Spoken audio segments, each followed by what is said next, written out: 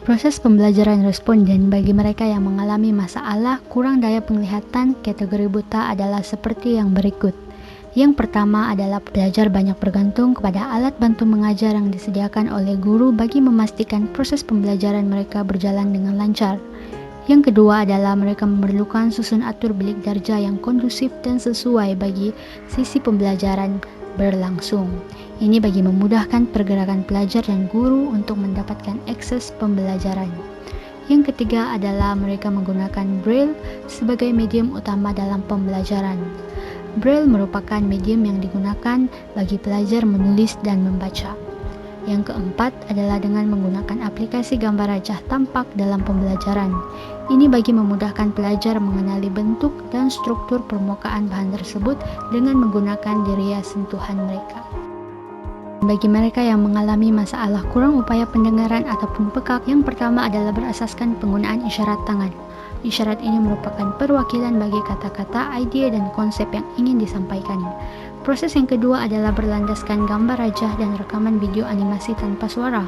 Pelajar yang mengalami ketidakupayaan ini, diriya lain mereka seperti diriya penglihatan masih berfungsi dengan baik.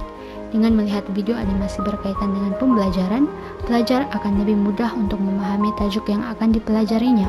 Yang ketiga adalah dengan penggunaan pelbagai teknik pengajaran bagi menyokong kekurangan serta kebolehan pelajar. Contohnya, memaksimumkan penggunaan teknologi masa kini seperti penggunaan Padlet sebagai alat pembelajaran bagi pelajar pekak. Bagi mereka yang mengalami masalah disleksia, yang pertama adalah mereka menggunakan kaedah multisensory dalam proses pembelajaran di dalam kelas. Kaedah multisensory ini terdiri daripada visual, audio, kinestetik, dan tactile. Proses pembelajaran yang kedua adalah dengan menggunakan alat bantu mengajar seperti komputer dan permainan blok.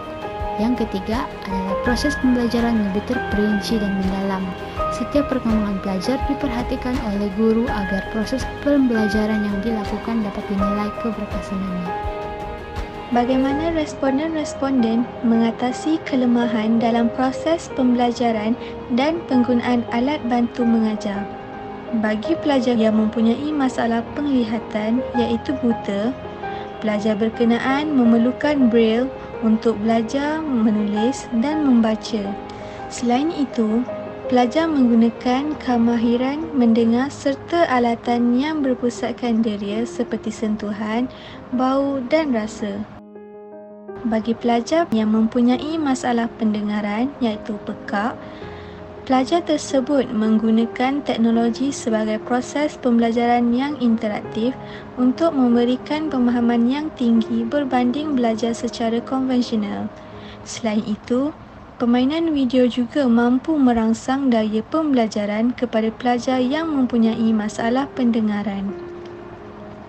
Bagi pelajar yang mempunyai masalah disleksia, pelajar tersebut menggunakan kaedah multisensory atau dikenali sebagai kaedah VAKT yang merupakan akronim bagi V. Visual, A. Audio, K. Kinestetik dan T. Tactile. Tambahan pula, pembelajaran bertambah efektif apabila menggunakan cahaya yang terang. Seterusnya adalah teknik PDPC khas oleh guru atau pensyarah terhadap responden. Responden yang mempunyai masalah kurang upaya penglihatan melalui kaedah tracking skills, di mana guru atau pensyarah menggunakan tone suara yang lebih kuat, jelas dan bahasa yang mudah difahami.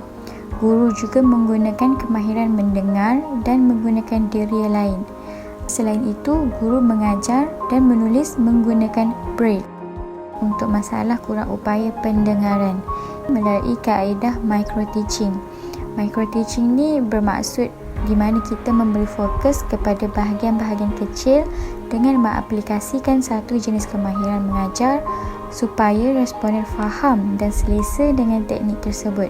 Guru atau pensyarah menggunakan teknik-teknik seperti melihat video menggunakan bahasa isyarat tangan, dan juga guru menggunakan teknik PDPC mengikut set induksi iaitu menarik perhatian, menstruktur dan motivasi. Bagi responden masalah disleksia, di mana menggunakan kaedah multisensory iaitu pelbagai diri iaitu VA, di mana V itu adalah visual, A adalah audio. Susun atur kelas responden. Masalah kurang upaya penglihatan atau buta. Pertama, susun kerusi dan meja adalah secara tradisional. 2. Meletakkan alat bantu mengajar di tempat yang senang diambil atau tersusun. Ketiga, kelas adalah bersih dan nyaman. Masalah kurang upaya pendengaran atau peka. Pertama, pelajar berkenaan berdekatan dengan papan tulis dan guru. Kedua, guru berhadapan dengan pelajar. Ketiga, asingkan kedudukan pelajar yang aktif, pasif, dan bising. Pelajar ketiga, disleksia. Pertama, kaedah pengasingan pelajar perlu dilaksanakan bagi memastikan keperluan pelajar disleksia dapat dipenuhi. Dan yang terakhir, ruang kelas adalah bersesuaian untuk menjalankan kaedah-kaedah pembelajaran disleksia. Dasar-dasar pendidikan inklusif antaranya adalah Convention on the Right of Persons with Disabilities, Pelan Pembangunan Pendidikan Malaysia 2013 hingga 2025, serta Akta Orang Kurang Upaya 2008. Objektif program pendidikan inklusif adalah untuk memastikan semua murid berkeperluan khas (MBK) mendapat hak pendidikan yang sama rata seperti kanak-kanak normal.